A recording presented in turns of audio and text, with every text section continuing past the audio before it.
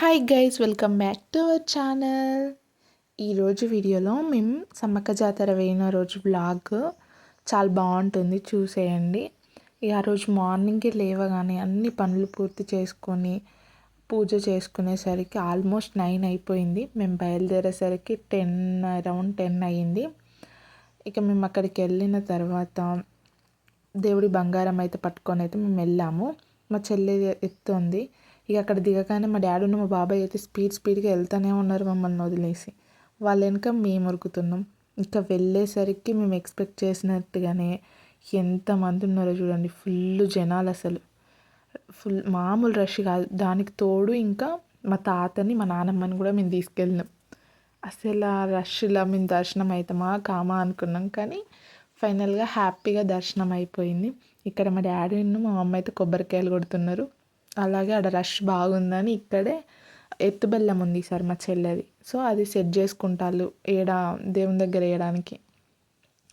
ఇక ఫైనల్గా దేవుని దగ్గరనైతే వేసి దేవుడు మొక్కుకున్నాం. దర్శనం కంప్లీట్ అయ్యింది. బయటకు వచ్చేసరికి ఇక్కడ మా అత్తమ్మ వాళ్ళు అయితే కలిసిళ్ళు, వాళ్ళతో మాట్లాడుతున్నాం. ఈలోపు మా డాడీను మా తమ్ముడైతే బంగారం కోసం వెళ్ళిళ్ళు. బంగారం అంటే బంగారం కాదు, బెల్లం కోసం మనం కొంచెం తీసుకొచ్చుకోవాలంటారు కదా, అది తీసుకురావడానికి అయితే వెళ్ళాం. ఇక ఆలోపు బయటకు వచ్చేసరికి మేము ఇక్కడైతే ఎదురుకోళ్ళని ఇస్తాం. మేము కూడా 10 రూపీస్ ఇచ్చి ఎదురుకోళ్ళని అయితే ఇచ్చేసాం.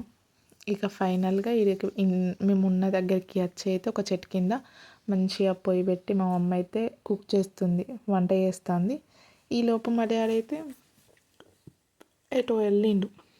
అన్నం చికెన్ కర్రీ వండింది. ఆ రోజు నాకు థర్స్డే, నేను చికెన్ తినను. సో నా కోసం ఇంటి దగ్గరే ఆలు టమాటా అయితే తీసుకెళ్ళాము. ఇక నేనైతే ఆలు టమాటా తిన్నా. వాళ్ళైతే మంచిగా కట్టెల పొయ్యి మీద నుంచి వండిన చికెన్ కర్రీతో అయితే కుమ్మేసిళ్ళు. ఇక పూరి తిని అట్లనే అప్పటికే లేట్ అయిపోయింది. ఇక మళ్ళీ లేట్ ఎందుకు అనేసి అప్పుడే ఇక రైస్ కూడా తినేసి మేము మా మమ్మీ ఇట్లా అన్నీ కడిగి ప్యాక్ చేసుకునే అంతలోపు మేమైతే ఇక బయటికి వెళ్దాం చూసొద్దామని అయితే బయటికి వెళ్ళాం.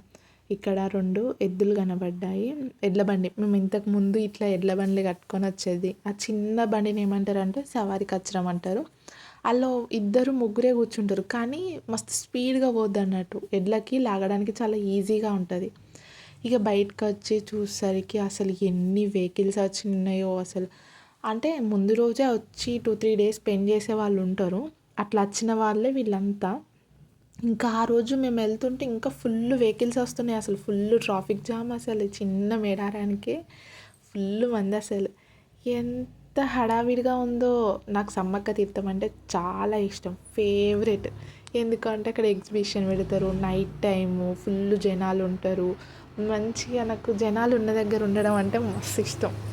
కానీ ఇక కొన్ని కారణాల వల్ల అదే రోజు రావడం జరిగింది. అట్లీస్ట్ ఇక ఎలాగో ఉండలేం కదా, దేవుణ్ణైనా చూద్దాం, ఎగ్జిబిషన్ అయినా వెళ్ళొద్దాం అనేసి మాతో వచ్చిన వాళ్ళని కన్విన్స్ చేసి మేమైతే వెళ్ళినాం. కానీ లేట్ అయిపోయింది. ఇక వెళ్ళడమే కానీ హ్యాపీగా కాదు. కొంచెం వెళ్ళాలి, ఇంటికి వెళ్ళిపోవాలన్న తొందరలో స్పీడ్గా వెళ్ళేసరికి ఎగ్జిబిషన్ స్టార్ట్ అయ్యింది. ఇక ఎగ్జిబిషన్ స్టార్టింగ్లోనే ఈ బొమ్మలు అయితే కనబడ్డాయి, తీసుకోవాలనిపించింది. కానీ రిటర్న్లో రేట్ అడిగితే రేట్ గిట్టలేదు, సైలెంట్గా వచ్చేసిన.